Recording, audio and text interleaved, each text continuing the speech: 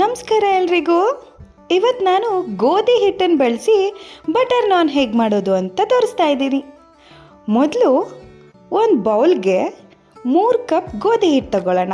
ಅದಕ್ಕೆ 1 table spoon ಉಪ್ಪು, 1 table spoon ಸಕ್ಕರೆ, ಅರ್ಧ ಟೇಬಲ್ ಸ್ಪೂನ್ ಬೇಕಿಂಗ್ ಪೌಡರ್, ಇನ್ನರ್ಧ tablespoon baking soda,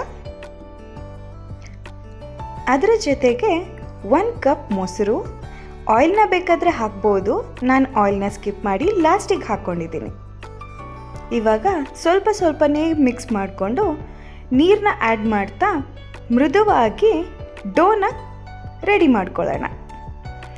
ready ಮಾಡ್ಕೊಂಡಿದ್ದ ಡೋನ ನಾವೇನು ಮಾಡಬೇಕು, 1 ಅವರ್ ಮ್ಯಾರಿನೇಟ್ ಆಗೋದಕ್ಕೆ ಬಿಡಬೇಕು. 1 ಅವರ್ ಆದಮೇಲೆ ಹಿಟ್ಟನ್ನ ತಗೊಂಡು ಸಣ್ಣದಾಗಿ ಉಂಡೆ ಮಾಡ್ಕೋಬೇಕು. ಉಂಡೆ ಯಾವ ಶೇಪಲ್ಲಿ ಇರಬೇಕಂದ್ರೆ ನಾವು ಚಪಾತಿಗೆ ತಗೊಳ್ಳೋಕ್ಕಿಂತ ಒಂದು ಸ್ವಲ್ಪ ಜಾಸ್ತಿ ಇದ್ದರೆ ಸಾಕು. ಇದನ್ನು ನಾವೀಗ ಲಟ್ಟಿಸ್ಕೊಳ್ಳೋಣ.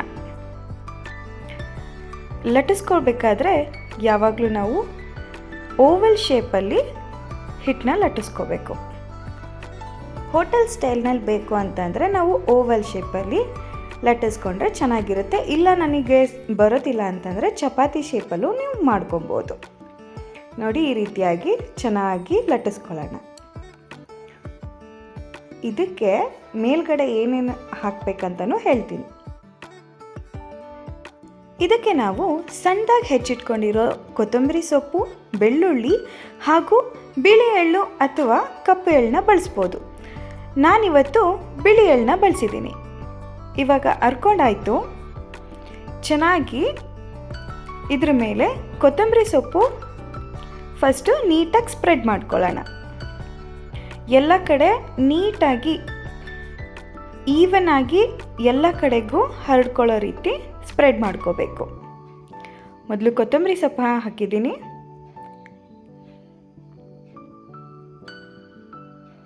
ಸಣ್ಣದಾಗಿ ಹೆಚ್ಚಿಟ್ಟಷ್ಟು ಚೆನ್ನಾಗಿ ಬರುತ್ತೆ. ಇವಾಗ ಸ್ವಲ್ಪ ಬೆಳ್ಳುಳ್ಳಿನ ಕೂಡ ಹಾಕ್ತಾ ಇದ್ದೀನಿ. ಬೆಳ್ಳುಳ್ಳಿನ ಆದಷ್ಟು ಸಣ್ಣದಾಗಿ ಹೆಚ್ಚಿಟ್ಕೊಂಡ್ರೆ ಒಳ್ಳೆಯದು. ಇಲ್ಲ ಅಂತಂದರೆ ನೀವೇ ನೋಡ್ಬೋದು, ಇಲ್ಲಿ ಸ್ವಲ್ಪ ಗ್ಯಾಪ್ ಥರ ಆಗುತ್ತೆ. ನೋಡಿ, ಇವಾಗ ಕೊನೆಗೆ ನಾನು ಎಳ್ಳನ್ನ ಬಳಸ್ತಾ ಇದ್ದೀನಿ. ನೀಟಾಗಿ ನಾನು ಹೇಳ್ದಂಗೆ ಎಲ್ಲ ಕಡೆಗೂ ಹರಡೋ ಥರ ಉದುರಿಸ್ಕೊಳ್ಬೇಕು. ಅದಾದಮೇಲೆ ಸ್ವಲ್ಪ ತುಂಬ ಪ್ರೆಸ್ ಮಾಡಬಾರ್ದು, ಹಾಗೆ ಲೈಟಾಗಿ ಅದೆಲ್ಲ ಅಂಟ್ಕೊಳ್ಳೋ ರೀತಿ ಒಂದು ಸಲ ಲಟ್ಟಿಸ್ಕೋಬೇಕು. ಸೊ ಬೆಳ್ಳುಳ್ಳಿನ ಆದಷ್ಟು ಸಣ್ಣದಾಗಿ ಹೆಚ್ಚಿಟ್ಕೊಳ್ಳಿ. ಇವಾಗ ಒಂದು ಬೌಲಲ್ಲಿ ನೀರು ತೊಗೊಂಡೆತ್ತಿಟ್ಕೋಬೇಕು. ಬೇಯಿಸೋದಕ್ಕೆ ನೀರು ನಮಗೆ ತುಂಬ ಉಪಯೋಗ ಆಗುತ್ತೆ. ಇವಾಗ ಪ್ಯಾನ್ನ ಬಿಸಿ ಮಾಡ್ಕೊಳ್ಳೋಣ. ಹಾಗೆ ಲಟ್ಟಿಸ್ಕೊಂಡಿರೋ ನಾನ್ನ ತೆಗೆದ್ಬಿಟ್ಟು ಈ ಥರ ನೀರನ್ನ ಬ್ಯಾಕ್ ಸೈಡು ಸ್ಪ್ರೆಡ್ ಮಾಡಿ ಅದನ್ನ ಬಿಸಿಯಾಗಿರೋ ತವಾನ ಉಲ್ಟಾ ಮಾಡಿ ಅದ್ರ ಮೇಲೆ ಹಾಕ್ಕೊಬೇಕು. ಆಮೇಲೆ ಈ ರೀತಿಯಾಗಿ ನಾವು ಬೇಯಿಸ್ಕೊಬೇಕಾಗತ್ತೆ. ಸೊ ಎಲ್ಲ ಕಡೆ ಈವನ್ನಾಗಿ ಸ್ಪ್ರೆಡ್ ಮಾಡ್ತಾ ನಾವು ಬೇಯಿಸ್ಕೋಬೇಕು. ಹಾಗೆ ನೋಡ್ಕೊತಾ ಇರಬೇಕು, ಗಮನ ಇರಬೇಕು. ತುಂಬ ಸೀದೋದ್ರೂ ಚೆನ್ನಾಗಿರೋದಿಲ್ಲ. ಸೊ ಅವಾಗ ಚೆಕ್ ಮಾಡಿಕೊಂಡು ಈ ರೀತಿ ಬೇಯಿಸ್ಕೊಂಡು ಮತ್ತೆ ಅದನ್ನ ಉಲ್ಟಾ ಮಾಡಿ ಅದ್ರ ಮೇಲೆ ಎಲ್ಲ ಕಡೆ ನೀಟಾಗಿ ಬಟರ್ನ ಸ್ಪ್ರೆಡ್ ಮಾಡೋಣ. ಸೊ ನೀಟಾಗಿ ಸ್ಪ್ರೆಡ್ ಆಗ್ತಿದೆ.